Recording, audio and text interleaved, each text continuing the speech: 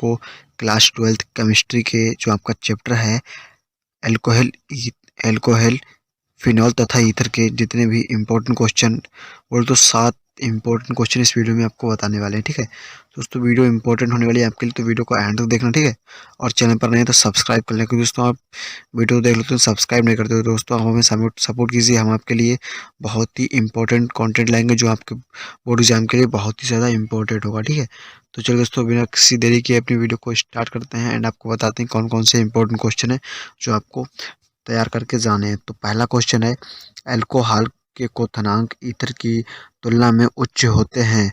मतलब जो अल्कोहल होता है उसके जो क्वथनांक ईथर की तुलना में उच्च होते हैं, पता है सभी को पता है। ठीक है, होते हैं, लेकिन क्यों होते हैं भाई, रीज़न क्या है, क्या कारण है? तो क्या कारण है तो वो देखते हैं। तो अल्कोहल के अणु के मध्य हाइड्रोजन बंद होता है। जैसा कि हम सभी लोग जानते हैं कि जो अल्कोहल होता है, अल्कोहल की जो यानी कि जो शराब होती है उसके अणु होते हैं, उसके मध्य जो हाइड्रोजन बंद होता है, जिसके कारण इनके अणु विशाल अणु का आकार ग्रहण कर लेते हैं। ठीक है, जबकि ईथर के अणु के मध्य हाइड्रोजन बंद नहीं होता है, यानी कि जो अल्कोहल होता है उसके उसके जो अणुओं के मध्य हाइड्रोजन बंद होता है, और जो ईथर है इसके मध्य जो है हाइड्रोजन बंद नहीं होता है। तो यही कारण है कि अल्कोहल का क्वथनांक जो है ईथर से उच्च होता है। ठीक है दोस्तों, तो आई होप ये क्वेश्चन समझ में आ गया होगा दोस्तों। सिंपल सा क्वेश्चन, लेकिन भाई है इंपॉर्टेंट। ठीक है, तो ये बात तो आपको माननी पड़ेगी और तैयार भी करना है बिल्कुल इसको। ठीक है, और अगला क्वेश्चन है हमारा, अल्कोहल का अणु भार बढ़ाने पर, क्या क्वेश्चन दोस्तों, अल्कोहलों का अणुभार बढ़ाने पर जल में विलेयता घटती है। यानी कि जो अल्कोहल होता है उसका अणुभार हम बढ़ाएंगे तो जल में विलेयता घट जाएगी, लेकिन क्यों घटती है, इसका रीज़न क्या है? तो रीज़न क्या है समझते हैं उसको। तो रीज़न है, अल्कोहल का अणुभार बढ़ाने पर जल में विलेयता घटती है। इसका कारण ये है कि अल्कोहल अणु के OH समूह, यानी अल्कोहल होता है उसमें OH समूह लगा होता है। ठीक है, तथा जल के अणु के बीच हाइड्रोजन बनता है। यानी कि जो अल्कोहल होता है उसमें OH समूह लगा होता है तथा उसके जो जल के अणु होते हैं उनके बीच जो हाइड्रोजन बनता है। ठीक है दोस्तों, जैसा कि पहले भी बताया, और जो ईथर होता है उसमें नहीं बनता है, अल्कोहल में हाइड्रोजन बंद बनता है। ठीक है, तो दोस्तों ये, तो चलिए दोस्तों देख लेते हैं अगले क्वेश्चन को। अगला क्वेश्चन कौन सा है? तो दोस्तों अगला क्वेश्चन है हमारा क्वेश्चन नंबर 3, ईथर की जल में विलेयता बहुत कम होती है। मतलब कम होती क्यों होती है दोस्तों? ये कारण वाले या क्यों वाले क्वेश्चन होते हैं, जो ये आपके बोर्ड एग्जाम में हर बार आते हैं। ठीक है दोस्तों, 2 या 3 नंबर में, मतलब श्योर है कि 2 से 3 क्वेश्चन हर बार पूछे जाएंगे। ठीक है, और दोस्तों इसका आंसर किस तरह से लिखेंगे देखते हैं। तो ईथर के अणु जल के अणु के साथ हाइड्रोजन बंध नहीं बनाते। ठीक है, जैसा कि पहले ही बता दिया कि जो ईथर के अणु जल के साथ हाइड्रोजन बंध नहीं बनाएंगे। यही कारण है कि ईथर में जल की जो विलेयता होगी बहुत ही ज़्यादा कम होगी। विलेयता कितनी, बहुत ही ज़्यादा, कति कति कति मामूली सी होगी। ठीक है, बहुत ही कम होती है। ठीक है, एंड देख लेते हैं अगले क्वेश्चन को कौन सा है। नेक्स्ट क्वेश्चन हमारा, तो नेक्स्ट क्वेश्चन है, किण्वन किसे कहते हैं? ठीक है, क्या दोस्तों, किण्वन किसे कहते हैं? इस क्रिया के लिए अनुकूल परिस्थिति क्या है? एंजाइम के द्वारा, क्या आंसर लिखेंगे, एंजाइम के द्वारा जटिल कार्बनिक यौगिक का सरल कार्बनिक यौगिक में अपघटन करना किण्वन कहलाता है। ठीक है, मान लीजिए एंजाइम कोई एंजाइम है, ठीक है, उसके द्वारा जटिल कार्बनिक यौगिक को जो सरल कार्बनिक रूप में जब उसका आवरण कराएंगे तो उस प्रक्रिया को क्या बोलेंगे, किण्वन बोलेंगे। इसके लिए जो परिस्थिति, अनुकूल परिस्थिति कौन कौन सी है, उन परिस्थितियों को देखते हैं। तो आपको हेडिंग डालनी होगी क्या, कि किण्वन प्रक्रिया के लिए आवश्यक परिस्थिति। तो पहली परिस्थिति है, कार्बनिक यौगिक का विलयन तनु होना चाहिए। दूसरी है, ताप 25 से 30 सेंटीग्रेड होनी चाहिए। और तीसरा है, वायु का संचय अवश्य है। ठीक है, और चौथा है, विलयन ना हो तो अधिक अम्लता हो, ना तो क्षारता। यानी कि विलयन में ना तो अधिक अम्लता ना तो क्षारता, यानी कि उदासीन माध्यम होना चाहिए। 6 से 8 के बीच होता है उदासीन माध्यम। ठीक है, और जो लास्ट पॉइंट है 5 नंबर, उसे ऐसी स्थिति हो कि किण्वन नष्ट ना हो। यानी कि ऐसी स्थिति हो उस समय, जिस समय जो किण्वन उसमें बने वो नष्ट बिल्कुल ही ना हो। ठीक, मतलब खत्म ना हो। एंड देख लेते हैं दोस्तों नेक्स्ट क्वेश्चन को। नेक्स्ट क्वेश्चन कौन सा है हमारा? तो भाई नेक्स्ट क्वेश्चन है ल्यूकास परीक्षण। कहते हैं मोस्ट इम्पोर्टेंट, कहते क्या है, मोस्ट इम्पोर्टेंट, कहते BIVV है। ठीक है, वेरी वेरी इंपॉर्टेंट। ठीक है, इस तरह से आप समझ लो इस क्वेश्चन को। कहते हल्के में बिल्कुल भी मत लियो। ठीक है, इस क्वेश्चन को। तो दोस्तों इसका आंसर किस तरह से लिखेंगे वो देखते हैं। ठीक है, ल्यूकास परीक्षण पर संक्षिप्त टिप्पणी, इस तरह से पूछेगा, या ऐसे आप बोलोगे लुकास परीक्षण किसे कहते हैं, इसका परीक्षण किस तरह से करेंगे, इस तरह से ही पूछता है। 3 नंबर में कम से कम पूछेगा ये क्वेश्चन, ठीक है। तो इसका आंसर लिखेंगे निर्जल ZnCl व सांद्र HCl का मिश्रण ल्यूकास अभिकर्मक कहलाता है। इसके द्वारा अल्कोहल का परीक्षण किया जाता है, ठीक है दोस्तों। ल्यूकास का निर्जल ZnCl व सांद्र हाइड्रोक्लोरिक अम्ल के मिश्रण को ल्यूकास कहते हैं। इसके द्वारा अल्कोहल का परीक्षण किया जाता है। कैसे किया जाता है तो वो देखते हैं, ठीक है।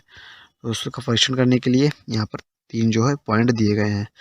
तो कौन सा पॉइंट, पहला पॉइंट है यदि अल्कोहल के 3 से 4 ml विलयन में 2 से 3 ml ल्यूकास अभिकर्मक मिलाने पर वह ठंडे में शीघ्र ही अम्लता उत्पन्न करता है तो वह तृतीय एल्कोहल है, ठीक है। यानी कि यदि एल्कोहल 3 से 4 मिली विलयन लिया उसमें, ठीक है, उसमें 2 से 3 मिली ल्यूकास अभिकर्मक मिलाया जाए, अगर वह ठंडे में शीघ्र मतलब बहुत ही जल्दी अगर अम्लता उत्पन्न कर देता है तो मान लीजिए वह तृतीय एल्कोहल, ठीक है। इसका परीक्षण होता है।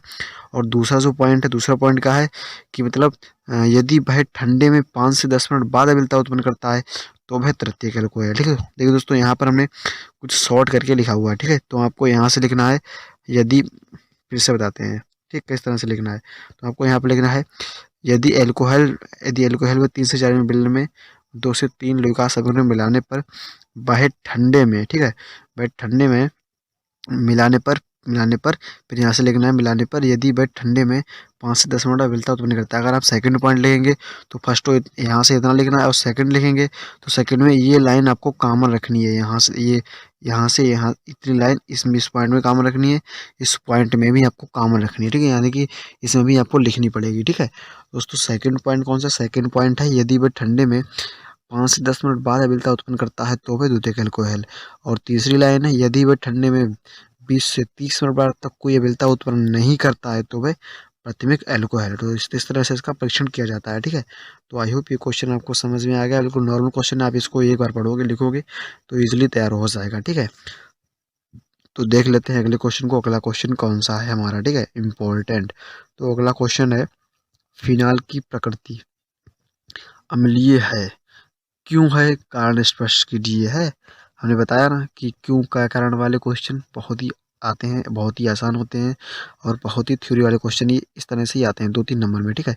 और तो इसका आंसर लिखेंगे फिनाल अम्लीय है तथा क्षार से क्रिया के लवण बनाता है। जैसा कि हम सभी लोग जानते हैं कि फिनाल की जो प्रकृति अम्लीय है, ठीक है, और ये क्षार से जब क्रिया करेगा तो लवण तो बनाएगा ही, कि अम्ल और क्षार की जब क्रिया होगी तो लवण तो बनेगा ही, ठीक है। अर्थात फिनाल की प्रकृति अम्लीय है, ठीक है, जबकि अल्कोहल उदासीन होता है, ठीक है। यही कारण है कि फिनाल में OH ग्रुप, ठीक है, ऋण विद्युत फेनिल समूह से जुड़ा होता है। जो OH है वो ऋण विद्युत से जुड़ा होता है, ठीक है। और जबकि अल्कोहल में क्या होता है, OH समूह धन विद्युत एल्किल से जुड़ा होता है, ठीक है दोस्तों। तो यही कारण है कि जो फिनाल की प्रकृति अम्लीय होती है, ठीक है। तो कारण स्पष्ट हो गया, नॉर्मल सा है, आप समझ ही गए होगे, ठीक है। एंड देख लेते हैं अगले क्वेश्चन को। अगला और लास्ट क्वेश्चन कौन सा, तो भैया लास्ट क्वेश्चन है, कहते हैं ये भी most important, very very most important मेरे भाई, ठीक है ना। इसको बिल्कुल भी हल्के में मत लीजिएगा। ये रिएक्शन है जो आपके बोर्ड एग्जाम में हर बार पूछी जाती है। कौन सी है, विलियमसन संश्लेषण अभिक्रिया पर संक्षिप्त टिप्पणी या टिप्पणी लिखिए। इस तरह से आपके बोर्ड एग्जाम में पूछा जाएगा। तो आपको लिखना होगा, जब किसी अल्कॉक्साइड को एल्किल हैलाइड के साथ गर्म किया जाता है तो ईथर प्राप्त होता है। इस अभिक्रिया को विलियमसन संश्लेषण कहते हैं। यानी कि ये क्या है, एल्कॉक्साइड सोडियम एथॉक्साइड, ठीक है दोस्तों। एल्कॉक्साइड को एल्किल हैलाइड, ठीक है, के साथ गर्म किया जाता है तो क्या ईथर प्राप्त होता है, ठीक है दोस्तों।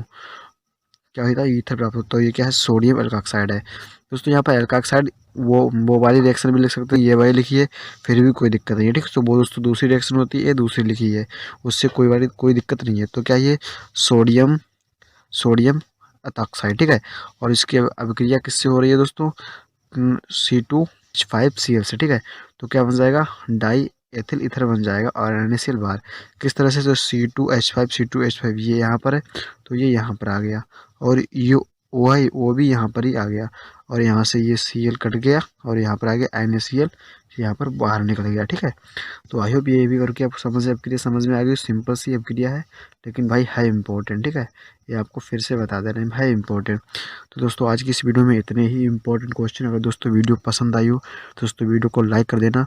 और चैनल पर नए हैं तो सब्सक्राइब कर लें, क्योंकि दोस्तों आप लोग वीडियो देख लो सब्सक्राइब नहीं करते हो यार, सब्सक्राइब कर लिया करो, ठीक है। क्योंकि दोस्तों इस चैनल पर आपको आपके 12th से रिलेटेड सारे इंपॉर्टेंट क्वेश्चन मिलते रहेंगे और आपकी अच्छी